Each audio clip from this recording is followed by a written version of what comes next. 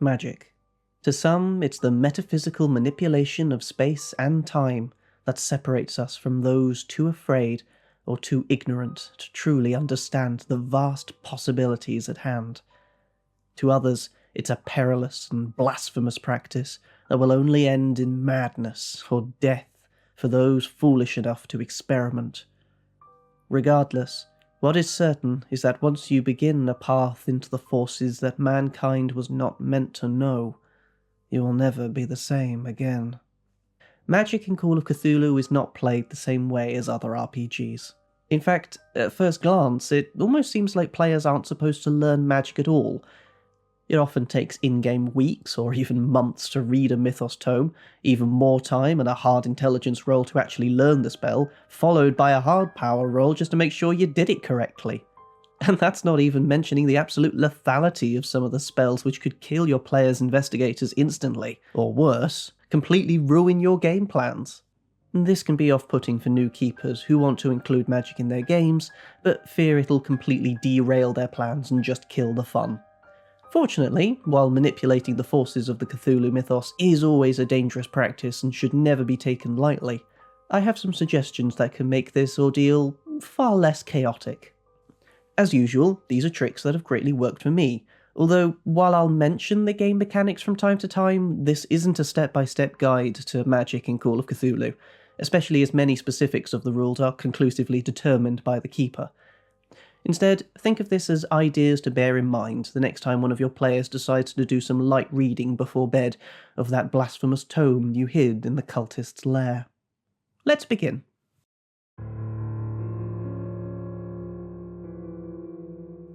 The simplest way of making sure an investigator won't cast a spell that could ruin your adventure is to manage what spells are available to them in the first place.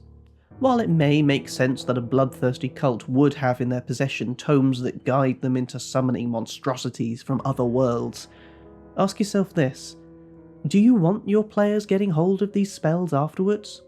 If your answer is no, then consider a less dangerous, but certainly just as useful alternative that your players can get hold of.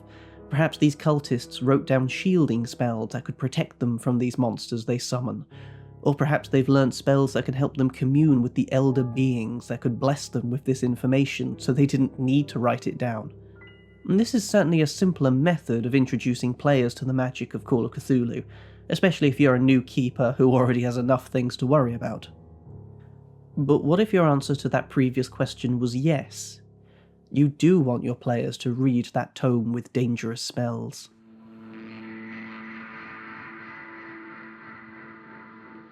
Reading tomes and learning spells take time. How much time? Well, that's actually largely up to you, the keeper. In fact, on closer inspection of the rules, a lot of it is up to you.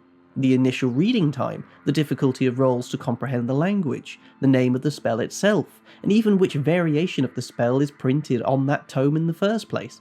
All of it depending on the type of game you're trying to play. No, I'm not suggesting you prolong their research of spells for years and years and years and hopefully they'll just get bored.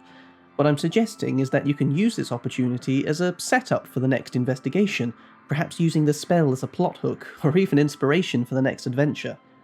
Let's use an example. Let's say we want to use the spell Summon Dimensional Shambler. It's on page 263 of the Keeper's Handbook. According to the description, the casting time is 5 minutes per magic point spent, at the cost of 1d4 sanity points, and 1 magic point per 10% chance for the spell to succeed. The spell also requires a dagger of pure metal, although an enchanted dagger will increase the success. Let's focus on that last part. An enchanted dagger is needed to cast the spell. Well, Enchant Dagger is a different spell that the players could try and learn, maybe give them one extra step in their mission to become a sorcerer. But that's not exactly exciting. What if an enchanted dagger already existed in the world for the players to discover, such as at a museum as part of a brand new exciting exhibit? From there, you could plan an adventure around the players trying to get hold of this dagger. How much security is protecting this artifact at the museum? Who else wants to get hold of it and why? Is the dagger ready to use, or does it require a sacrifice in order to charge it? What happens to those who carry such a powerful artifact in their bare hands? Regardless, once the mission is complete, your investigators are finally rewarded with the dagger and the chance to cast the spell, which will also come with its own challenges if they can even gaze upon the dimensional shambler without going insane, let alone get the monster to obey them.